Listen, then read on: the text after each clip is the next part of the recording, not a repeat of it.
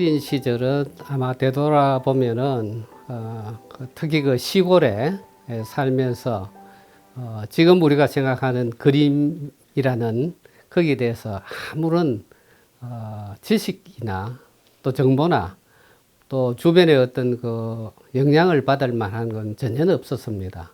시골에는 보면은 뭐 대구도 마찬가지였습니다만은 그 당시에는 모든 그 문이나 또 담장이나 이런 것들이 그 판자, 나무의 그 판자로서 많이 그 설치를 하고 주변에 흔하게 볼 수 있는 그런 풍경들인데 그 판자에 보면은 옹이들이 있습니다.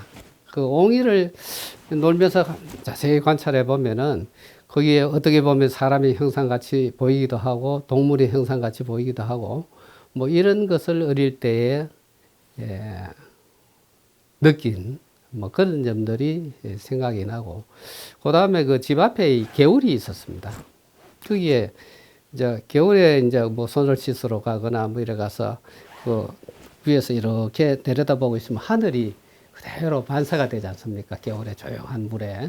그러면 파란 하늘과 구름이 이렇게 거꾸로 이렇게 둥둥 떠 있는 모습을 쪼그리고 앉아서 가만히 이렇게 살펴보면은 그게 실제 그림 같이 보이기도 하고 또 한편으로는 내가 저기에 물에 빠지면은 즉 하늘에 빠지는 거죠. 그러면은 한없이 헤엄을 치듯이 끝없이 내려가겠구나 하는 뭐 그런 어떤 시각적인 경험이지, 그죠? 뭐 이런 것을 느꼈고 또 이 그림에 대한 그 기억은 그때 아마 초등학교 들어가기 전 시점으로 보이는데 어느 집에 가서 요즘 말하면은 그 초등학교 교과서지요. 그 당시에 교과서는 보면은 전부 그림으로 다 그 사파식으로 그림이 다 그려졌지 않습니까? 그 그림, 책 속에 있는 그림, 이거를 굉장히 감명 깊게 보고 또 그림을 보면서 상상력도 좀 이렇게 느껴지고 이것이 내가 어렸을 때에 그림을 처음 접했는 뭐 유일한 기억이 아닌가 뭐 이런 생각이 듭니다. 중학교에 진학하면서 그 미술반이라는 특별활동반이 있어서 1학년 때 이제 미술반에 이제 들어가게 되었습니다. 들어가게 되고 그 중학교 3학년 동안에 미술 선생님 3분을 거치게 됐는데 사실 그 초등학교에서 중학교 진학했지만은 뭐 그림에 대한 경험을 많이 하고 진학한 것은 아니거든요. 그러나 다만 내가 그림을 그리는 그 자체가 좋아서 그림 그리겠다고 미술반에 이제 들어갔습니다. 그때 그 미술실 안에나 또 미술실 입구에 그 선생님의 작품이 많이 걸려 있었습니다. 선생님의 그 자화상이라든지 또 가까운 해인사 그 가을 풍경이라든지 이런 작품을 많이 하셔가지고 걸어놨는데 내가 아마 그 그림을 접했던 첫 번째 그림이 그 선생님의 작품이 아니었나. 그때 보니까 굉장히 사실적이면서 표현력이 지금 생각하면 표현력이 굉장히 좋으신 그런 분이고 그림이 이 감명을 받게 큰 감명을 받았습니다. 3학년 그때의 그 교내 그뭐 101장처럼 뭐 문예 대회가 있고 각종 그 특기를 가지고 발표해서 하는 공모전 형태가 있었습니다. 그때 한 8절 크기의 수채화를 그 선인장을 집에서 직접 관찰해서 직접 보고 아주 사실적으로 그려가지고 제출해서 또 특성을 받은 적이 있습니다. 그게 유일한 중학교 시절의 그 그림이고 내가 봐도 그때는 그 사물을 열심히 관찰해서 사실적으로 표현했다 하는 그런 생각을 지금도 가지고 있습니다. 대구에 와서 고등학교에 들어와 보니까 그 그림에 대한 환경이 너무나 많이 달랐습니다.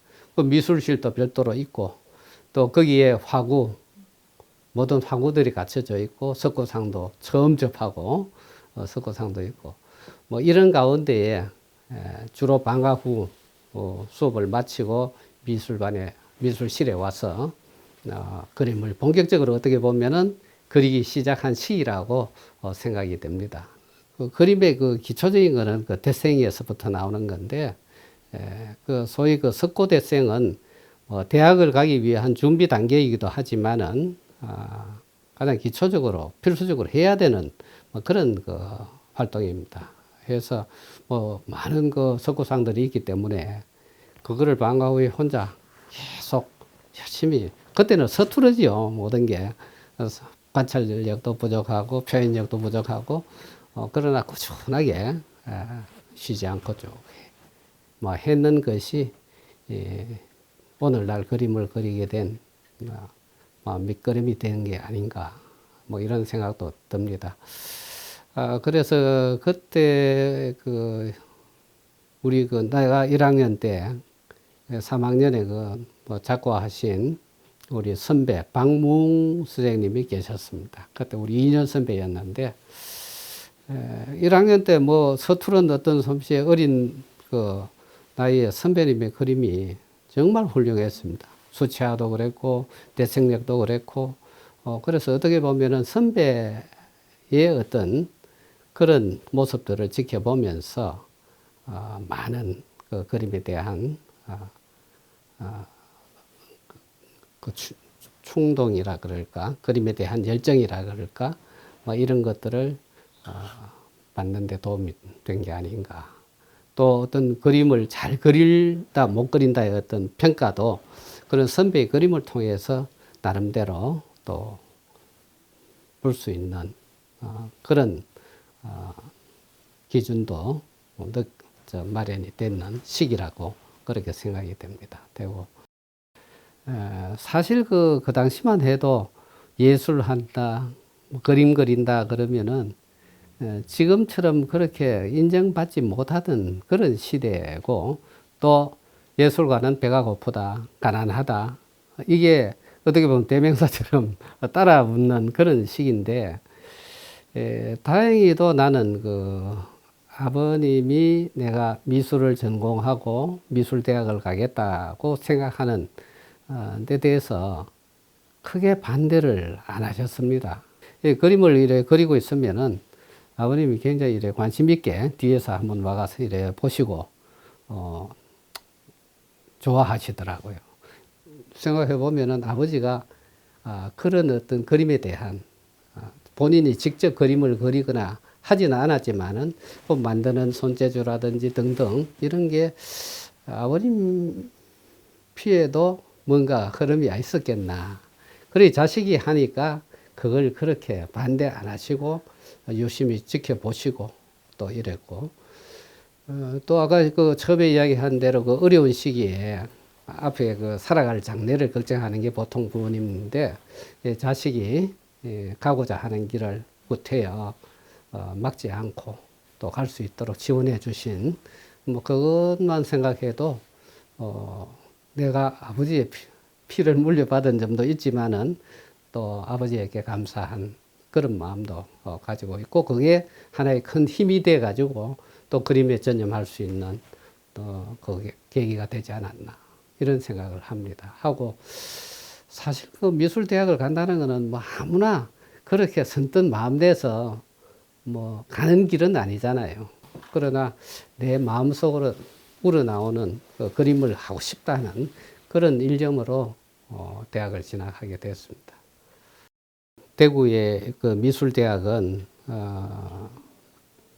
그 당시에 효성여자대학교가 미술과가 있었고, 거기는 여자대학이라는 또 그런 거기에 대해서 우리는 해당이 안 되고, 다행히 이제 좀 여건이 되고 집안 형편이 좋으면은 뭐 서울로 또 서울에 있는 뭐 많은 미술 대학들이 있으니까 그리 이제 진출하는 학생들도 있었지만은 또 그렇게까지 뭐 내가 그림을 유학 가야 될 그런 형편도 되지 못했고 해서 마침 계명대학에 1964년에 학과가 미술과가 생긴 걸로 생각이 됩니다. 1964년에 이제 학과가 설립되고 내가 들어가는 게 이제 미술대학 3회로 입학을 하게 되었습니다. 그 위에 2학년의 선배들이 이제 있었죠. 있었고 그때 그 미술과에는 정점식 교수님이 주임 교수로 계셨고 또 서울대학을 나오신 김광현 교수님이라고 계십니다. 그분이 이제 디자인 쪽에 교수님으로 계셨고, 그 다음에 그 이후에 이제 그 남철 교수라고 조각하시는 분이 오셔서 계셨고, 그 이후에 이제 또 이지휘 교수님, 대전 분인데, 그분이 오셨고, 내가 다니던 시절에는 뭐 그런 정도의 어떤 교수님들이 학과에 계셨습니다. 사실은 학교도 이제 학과가 개설된 지 얼마 안 됐지만은 학생들도 뭐 1, 2, 3학년까지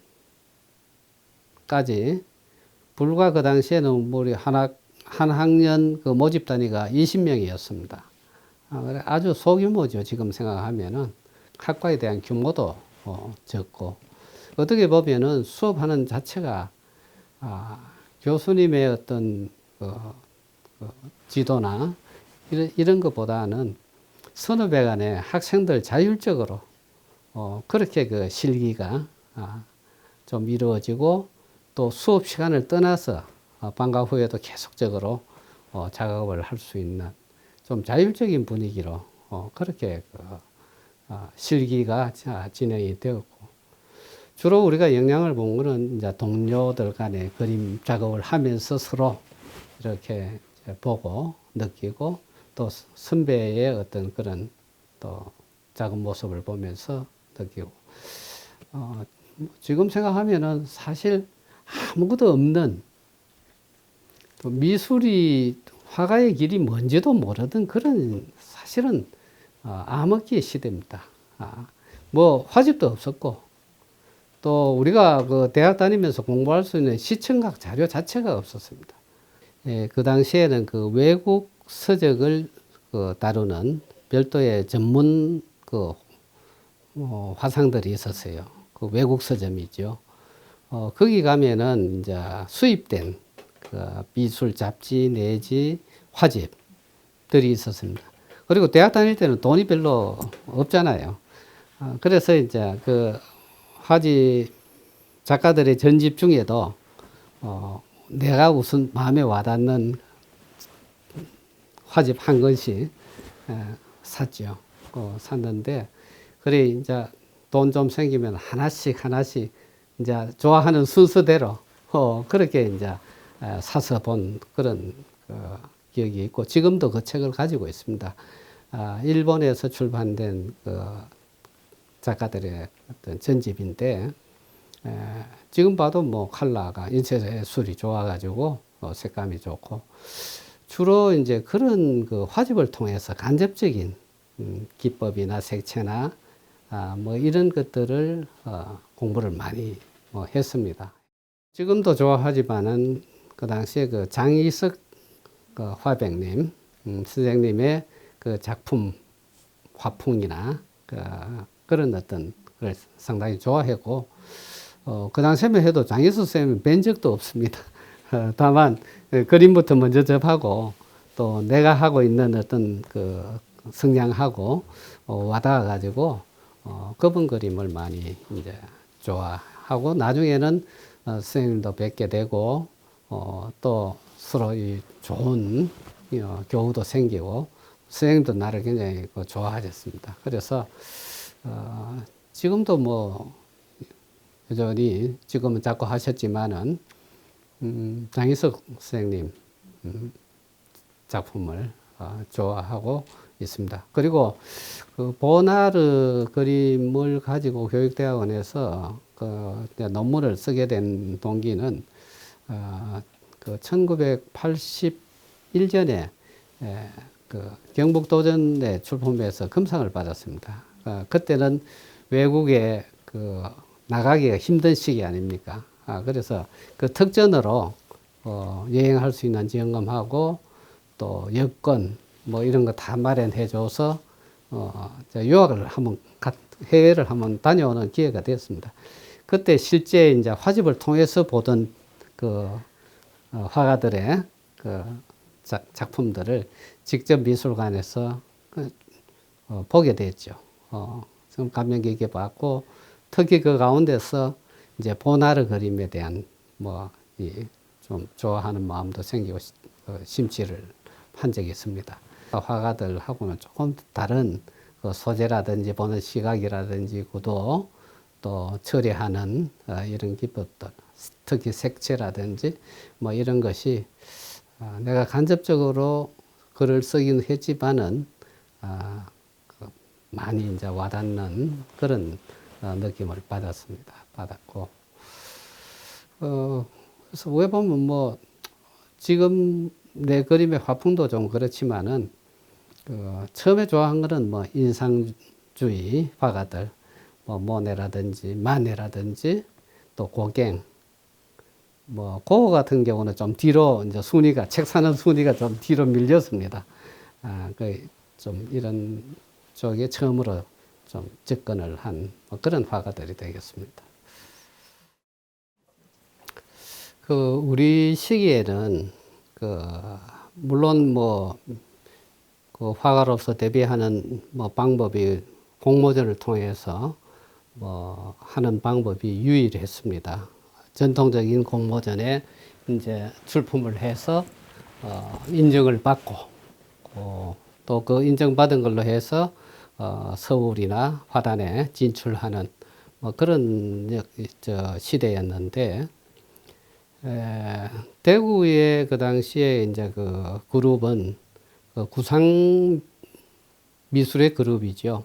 이상회라고 있었습니다. 그 당시 우리 젊을 때 갓 대학 졸업하고 활동을 시작하는 시기에 거기에 이제 선배 작가님들이 결성해서 운영하던 회가 있었는데, 거기에 이제 소위 젊은 유망한 작가로서 인정받아가지고 영입이 됐죠. 들어가게 돼서 상해 활동을 처음으로 시작했고, 그 다음에 1977년에 그 심상전이라는 거를 그 당시에 박무웅, 백경원, 강정영 네 사람이 창립을 하게 됐습니다.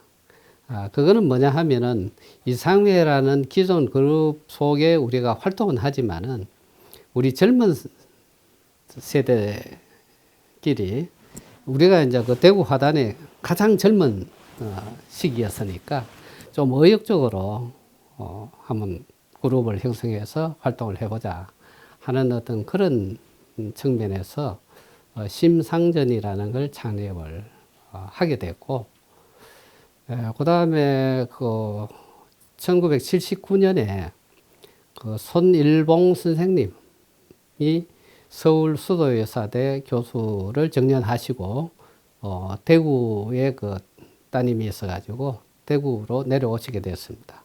그래서 가까이 이제 손일봉 선생님과 자주 이제 뵙게 되고 또 지도도 받고 자주 교감을 하면서 손일봉 선생님이 이제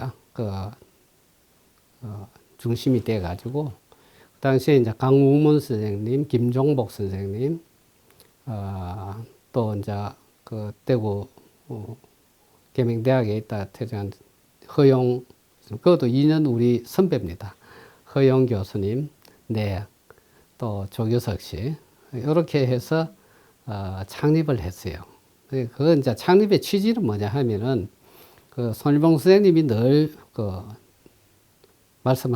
주장하시는 내용이 서구에서 이제 재료가 만들어지고 기법이 먼저 시작됐지만은 우리는 한국 사람이니까 한국적인 유화, 비록 그 재료 자체가 서구에서 우리가 받아들인 물감 재료지만은 한국 사람이 그리는 그 그림은 한국적인 그림이 되어야 된다. 그래서 이름을 지을 때도 한국적인 유화를 추구하는 뭐 그런 회다 해서 이름도 한유회라고 이렇게 해서 창립을 하게 됐고요.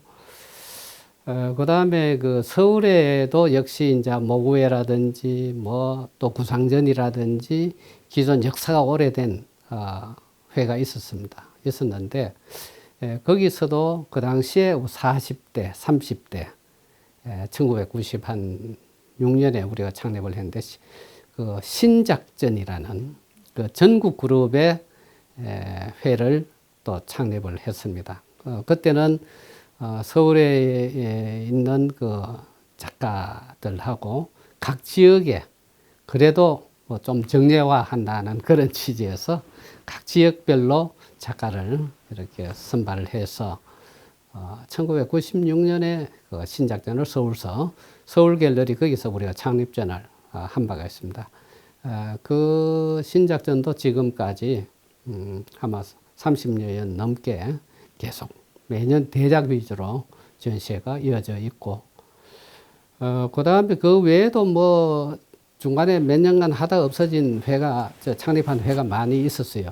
뭐 영남 사실작가회라든지 또 상웅회라든지 달구전이라든지 뭐 이런 거는 몇 년 그 당시에 선배님들하고 뭐 하다가 그 없어졌지만은 제가 주체가 돼서 창립한 심상전, 한유회, 또 서울의 신작전, 이거는 지금도 계속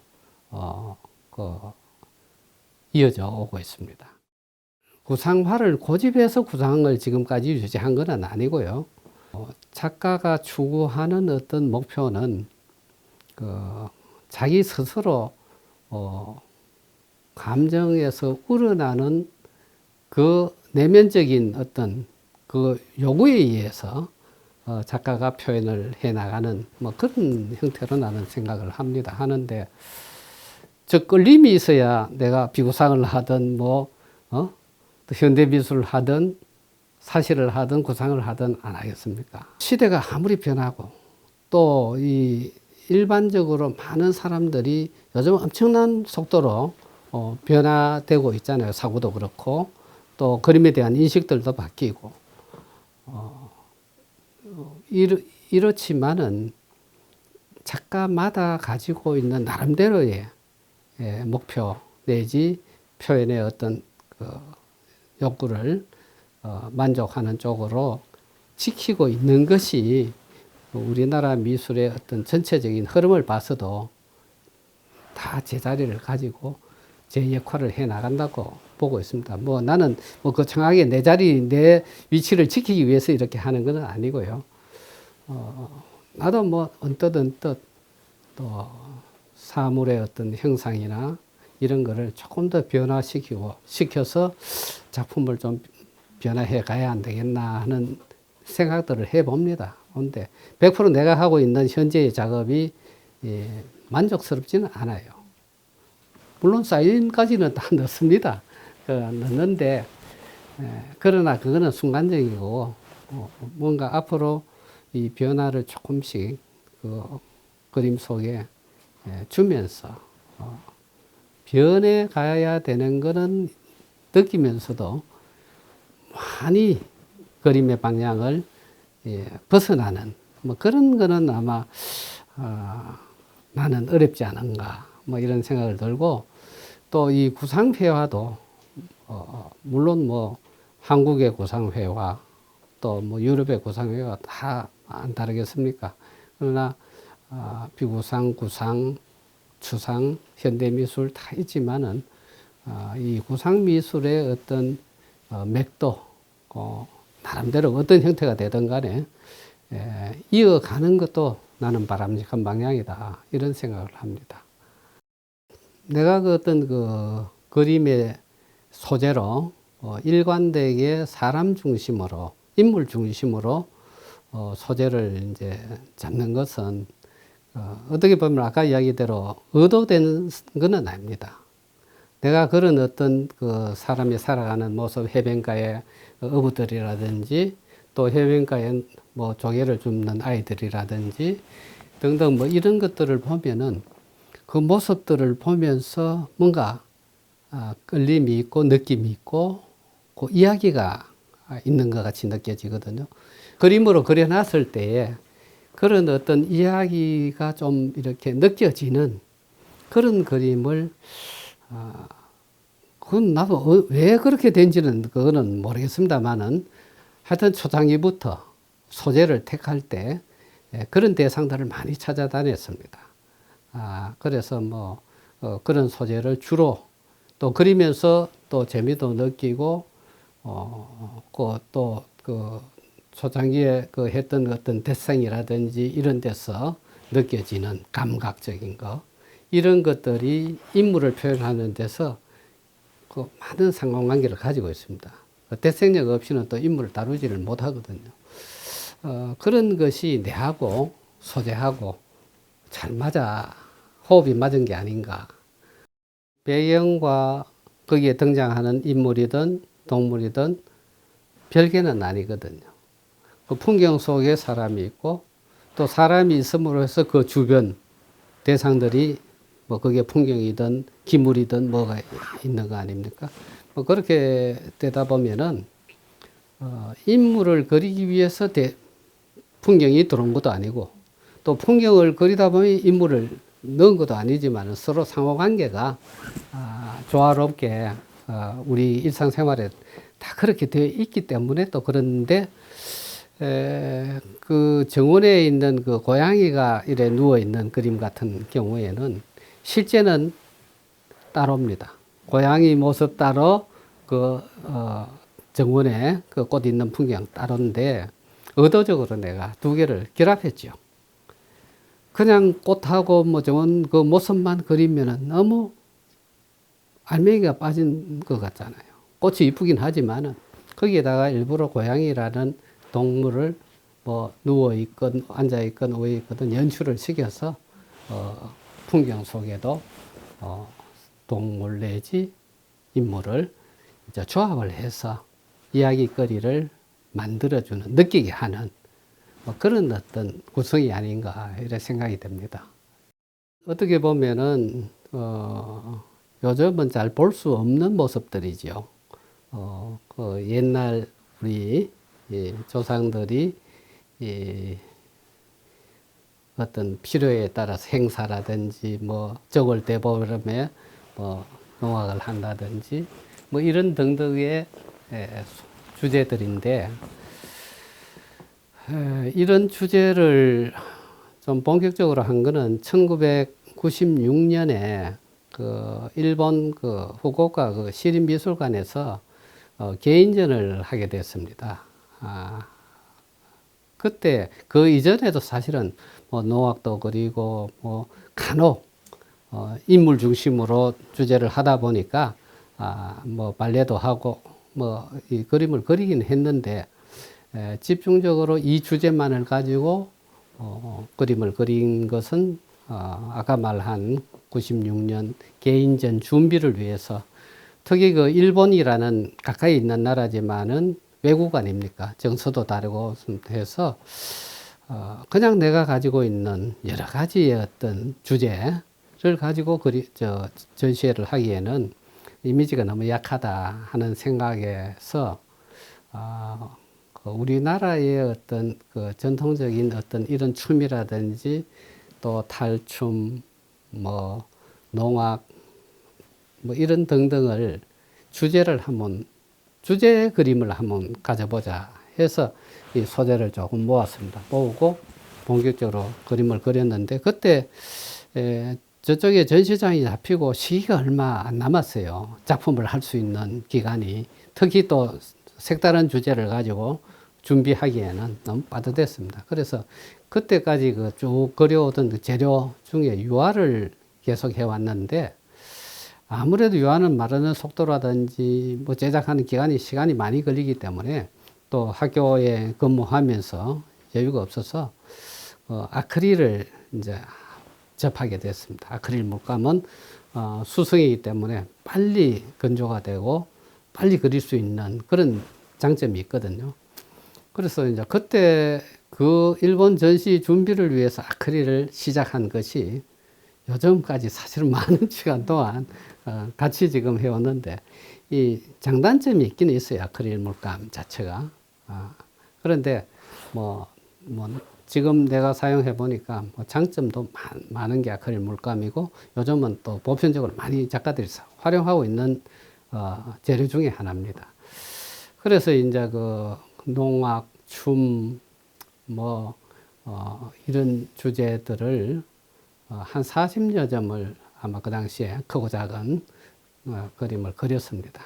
그래서 이 주제를, 그러니까 많이 그려서 그 작품을 가지고 지속적으로 발표를 하다 보니까 남충모 그림의 어떤 주제로 어떻게 보면은 각인되는 그런 점도 아마 있다고 봐야 되겠죠.